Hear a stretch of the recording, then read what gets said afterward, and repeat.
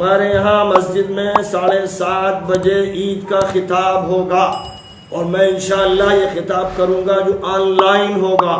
اور 1 لاکھ آدمی تو کم از کم سننے والے ہونے چاہیے۔ جو لوگ سن رہے ہیں ان پر یہ فرض ہے کہ وہ اپنی طرف سے 10 ہزار لوگوں تک اطلاع پہنچائیں، تاکہ سارے لوگ نماز میں شریک ہو جائیں، اور لاکھوں انسان اس طرح شریک ہوں گے کہ اصل موضوع ہے خطاب۔ عید کے دن سالانہ اجتماع کا خطاب ہوتا ہے، اس خطاب کے بعد 2 رکعت نماز ہوگی جس میں 5 منٹ لگتے ہیں، اور رکعت میں 3 تکبیرات زائد ہوتی ہیں جس کا طریقہ اسی وقت آن لائن بتا دیا جائے گا۔ اس کے بعد اگر ہماری مسجد کے پیچھے ایک مکان دوسرا مکان آس پاس مکانات ہیں، تھوڑے فاصلے ہیں، تو کوئی حرج کی بات نہیں ہے، وہ آن لائن اقتدا کرتے ہوئے نماز پڑھ لیں گے۔ اور اگر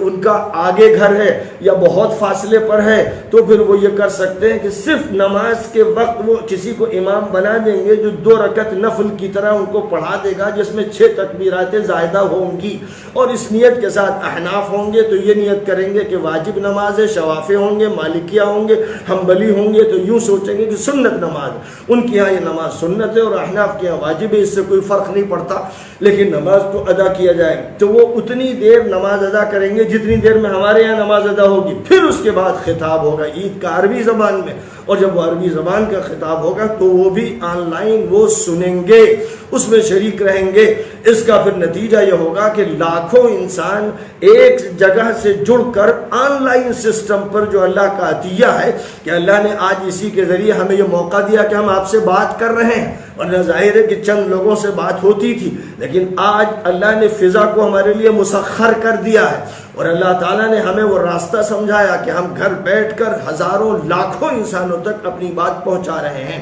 تو یہ بات بالخصوص عید کے دن ہوگی، عید کے دن یہ بات ہوگی، اور ہماری مسجد میں جتنے بھی لوگ ہوں گے وہ تو وہاں ہوں گے، لیکن آن لائن لاکھوں انسان اسی نماز کے ساتھ نماز پڑھیں گے، خطبہ لازماً سنیں گے، خطاب لازماً سنیں گے۔ اس لیے وہ 7 بجے سے تیار ہو جائیں گے، اپنے موبائل وغیرہ کو آن لائن کر لیں گے، اور ابھی بتا دیا جائے گا کہ کس لائن سے وہ خطبے کو سنیں گے، کون سا طریقہ کار ہوگا، اس کے بارے میں بھی تفصیلات بتا دی جائیں گی۔ تو اس طرح سے وہ گویا عید گھر بیٹھے ہوئے اجتماعی طور پر پڑھ رہے ہوں گے، اور بس جہاں پر وہ اقتدا کر سکتے ہیں اس کے بارے میں بھی مسئلہ سمجھا دوں۔ جو قطعی طور پر صف کا طریقہ ہے وہ آپ کو معلوم ہو گیا کہ نبی ذرا سے خلا کو برداشت نہیں کرتے تھے، اور یہ فرماتے تھے کہ شیطان داخل ہو جاتا ہے، بالکل مل کر کھڑے ہو، اس کی تاکید فرماتے تھے۔ لیکن دوسری طرف صفوں کے بارے میں جو سہولت شریعت میں دی گئی ہے اس کے بارے میں سنیے۔ حضرت امام حسن بصری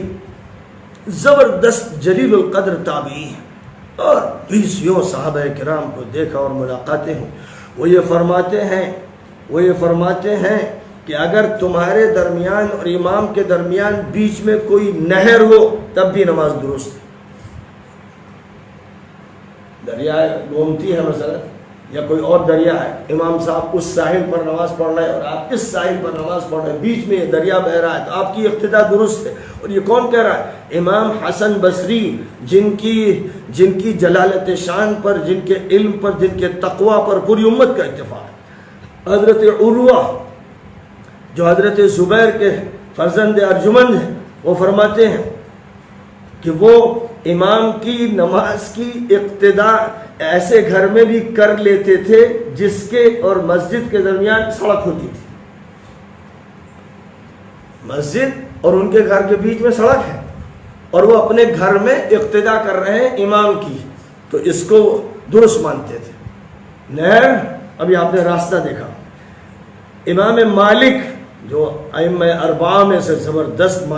امام ہے، اور مدینہ منورہ کے تو وہ متفق علیہ امام تھے، دارالہجرت کے امام شمار کیے جاتے ہیں۔ انہوں نے بھی یہ فرمایا کہ اگر امام کے درمیان اور صف کے درمیان جو اقتدا کر رہے ہیں ان کے درمیان کوئی نہر ہو چھوٹی یا راستہ ہو تو کوئی حرج نہیں ہے۔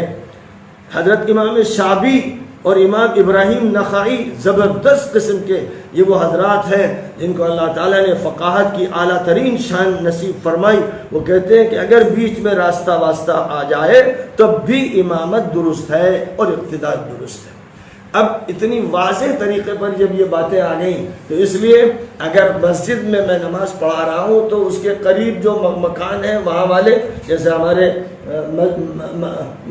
مسجد کے مشرقی رخ پر مکان ہے اور ادھر مغربی رخ پر مکان ہے، بیچ میں روڈ بھی ہے، تو یہ ان مکانات والے پھر اس کے بعد ان سے متصل مکان ہے، اس مکان سے وہ متصل ہے، پھر بیچ میں ایک روڈ ہے، پھر ایک مکان ہے، پھر دوسرا مکان، پھر تیسرا مکان، تو پورے محلے کے لوگ نماز پڑھ سکتے ہیں۔ مسجد میں نماز ہوگی، وہ اپنے اپنے گھروں میں رہتے ہوئے اقتدا کر لیں گے، اور آن لائن طریقہ ہوگا۔ بھائی ایک طریقہ یہ ہوتا کہ مائک ایسے لگائے جاتے ہیں، ساؤنڈ سسٹم ایسا ہوتا کہ سینکڑوں میل تک بات پہنچتی، وہ نہیں ہو پا رہا ہے، تو اب اس کے بدلے میں الیکٹرانک میڈیا کا استعمال کرتے ہوئے آن لائن نماز کو نشر کیا جائے گا، اور جو لوگ پھر اس تسلسل میں کہیں پر اپنے مکان میں موجود ہو وہ اس نماز میں اقتدا امام کی کر سکتے ہیں۔ اس سلسلے میں نے آپ کو امام حسن بصری، حضرت عروہ، حضرت امام مالک، حضرت شعبی، حضرت ابراہیم نخعی، ان سب کے اقوال پیش کر دیے ہیں، اور یہ ہمارے لیے بالکل کافی ہیں، یہ حجت ہے اور ان کا قول حجت ہے۔ اس لیے ضرورت اس بات کی ہے کہ جب آپ صفوں کو پھاڑ رہے ہو، جمعہ چھوڑ رہے ہو، جماعت چھوڑ رہے ہو، مجبوری ہے مجبوری، تو اب اس مجبوری سے بہتر ہے کہ یہاں تو اقوال بھی موجود ہیں۔ اس لیے میرا یہ کہنا ہے کہ ہر مسجد میں عید کی نماز کی جائے،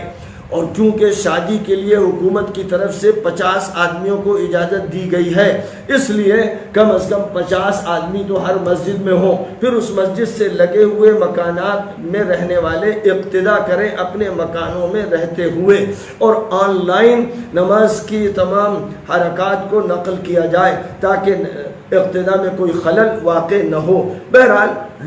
لوگوں کو چاہیے کہ یہ کریں، کوئی مسجد بھی خالی نہ رہے جہاں عید کی نماز نہ ہو، اور اس میں اگر ضرورت پڑے کہیں تو ڈی ایم صاحب سے اور مزید اجازت لے لیں، تاکہ جہاں تک ہو سکے انتظامیہ کو کوئی غلط فہمی بھی نہ پیدا ہو، اور یہ بتا دیا جائے کہ ہم اسی قانون کے تحت کام کر رہے ہیں جس قانون کا اعلان وزیر اعظم صاحب نے بھی کیا ہے، وزیر اعلیٰ صاحب نے بھی کیا ہے، اور جس کا اعلان میڈیکل ڈپارٹمنٹ سے بھی کیا جا رہا ہے، ہیلتھ اتھارٹیز کی طرف سے کیا جا رہا ہے، ہم اس کو بھی ملحوظ رکھتے ہوئے ایسا عمل کر رہے ہیں۔ اب اس کے بعد کیونکہ پورے ملک کو گرین زون اور اورنج زون اور ریڈ زون میں تقسیم کیا گیا، اس لیے گرین زون والے تو باقاعدہ اجازت مانگ کر اپنے یہاں کی حکومت اور اتھارٹیز سے اجازت مانگ کر زبردست طریقہ پر عیدگاہ میں نماز پڑھیں۔ پورے ملک سے بات کر رہا ہوں، یو پی میں کچھ بعض جگہوں پر سختی زیادہ کی گئی ہے تو وہ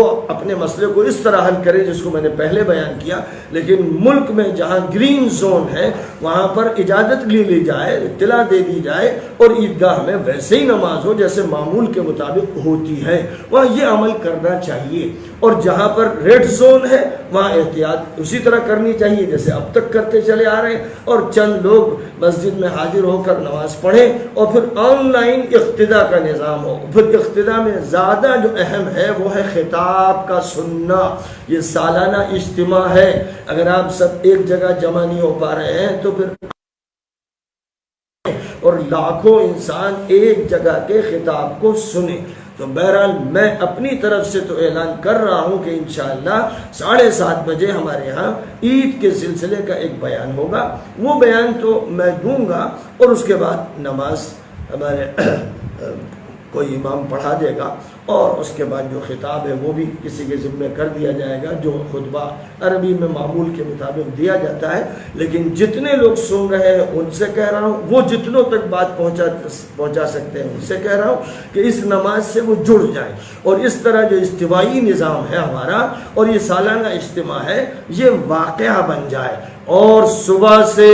فجر کے بعد سے تکبیر کے نعرے اتنے طاقت سے لگائے جائیں کہ در و دیوار ہل جائیں اور فرشتے جھک جائیں اور سلامی دیں، اور کورونا وائرس پناہ مانگ کے بھاگے، اور یہ ملک اور دنیا ساری کی ساری دنیا وباؤں سے نجات پا جائے۔ اس ارادے کے ساتھ اور عید کے شکرانے کے ساتھ اور رمضان کا حق ادا کرنے کے جذبے کے ساتھ یہ اعلان کرنا ہے، یعنی اللہ اکبر لا الہ الا اللہ واللہ اکبر وللہ الحمد۔ یا اللہ اکبر کبیرا والحمد للہ کثیرا وسبحان اللہ بکرۃ واصیلا، اس طرح کے جو بھی کلمات منقول ہیں ان کلمات کو ادا کیا جائے، لیکن بلند آواز سے کیا جائے، قوت کے ساتھ کیا جائے کہ محلے گونج جائے اور یہ گونج دور دور تک سنائی دے، یہ بہت ضروری ہے۔ یہ خاص طور پر کل کا عمل ہے اور یہی عید کی جان ہے۔ عید کی اس جان کا خیال رکھنا ہے کہ اگر اس میں کوتاہی کر دی گئی تو بڑا نقصان ہوگا۔